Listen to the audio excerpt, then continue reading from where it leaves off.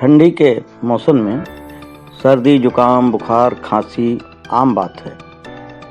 बच्चे बूढ़े जवान सभी लोग इससे परेशान होते रहते हैं। छोटी छोटी बीमारियों के लिए बड़े बड़े अस्पतालों की तरफ रुख करना बुद्धिमानी नहीं है। इसमें समय और पैसा दोनों नष्ट होता है।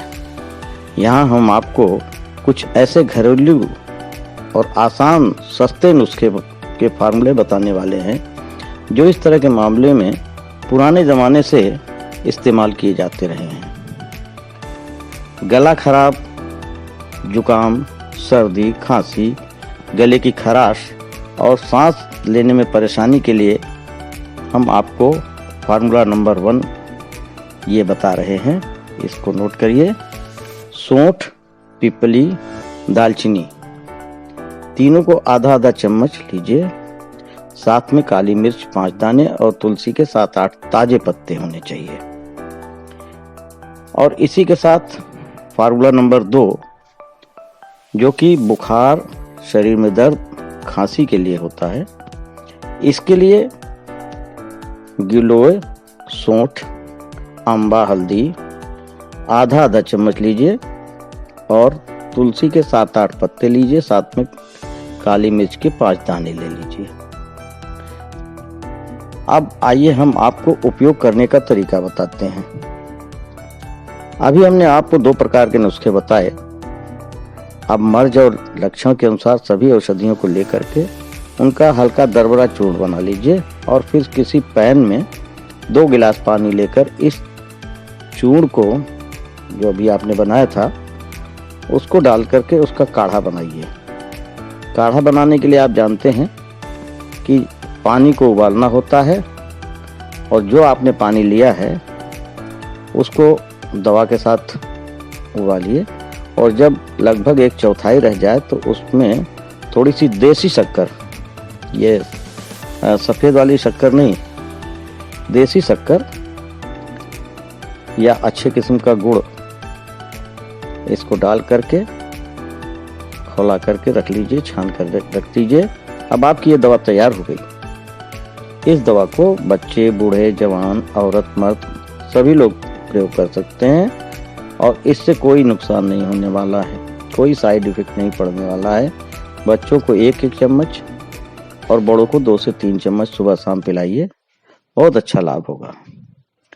मित्रों, अगर खांसी ज़्यादा है और बलगम बाहर नहीं निकल रहा है, ऐसा भी होता है, सर्दी जुकाम के साथ खांसी का प्रभाव बहुत तेज हो जाता है, तो खांसी ज़्यादा है और बलगम नहीं निकल रहा है, सीने पे कफ लगा हुआ है, तो ऐसे में जो हमने आपको नुस्खा नंबर 2 बताया है उसमें बस 3-4 चीज़ें और बढ़ा दीजिए।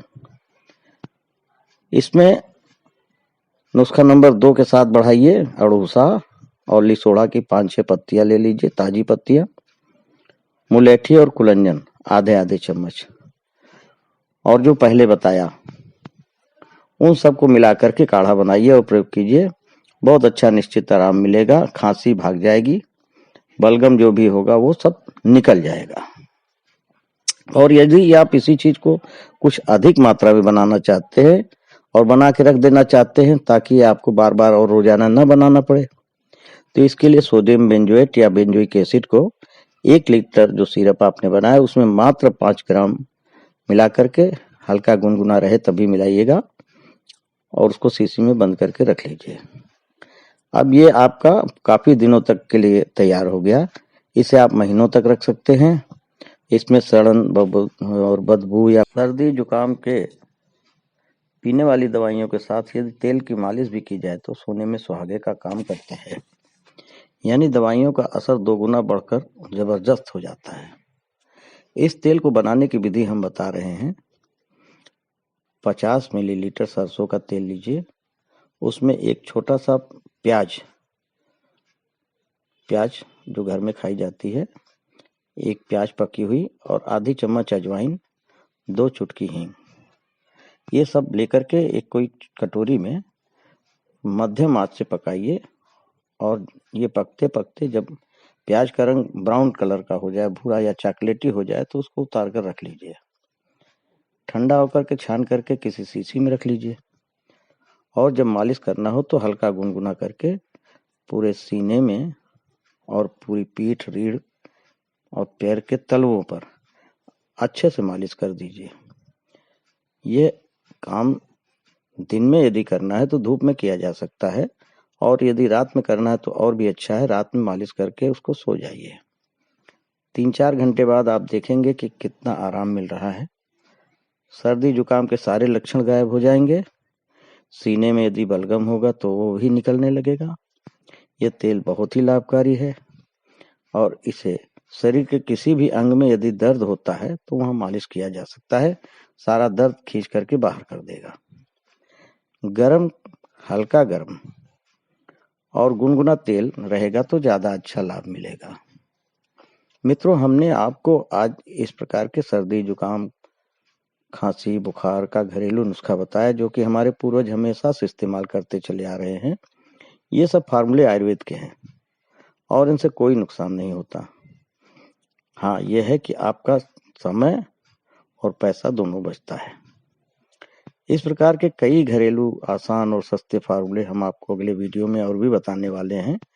इसलिए आपसे अनुरोध है कि हमारे चैनल को सब्सक्राइब अवश्य कीजिए। सब्सक्राइब का बटन आपके मोबाइल स्क्रीन में नीचे लाल रंग से लिखा हुआ है। सब्सक्राइब करने के साथ साथ लाइक, शेयर और कमेंट अवश्य करें। यदि आपको ये सब सुझाव अच्छा लगता है तो अपनी राय जरूर लिखिए, और जनहित में इस वीडियो को और लोगों